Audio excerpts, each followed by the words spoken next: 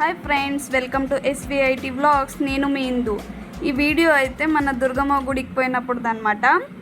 అక్కడ ఏమైనా షాపింగ్ చేద్దామని పోతే అన్ని చిన్నపిల్లల ఐటమ్సే ఉన్నాయి ఫ్రెండ్స్.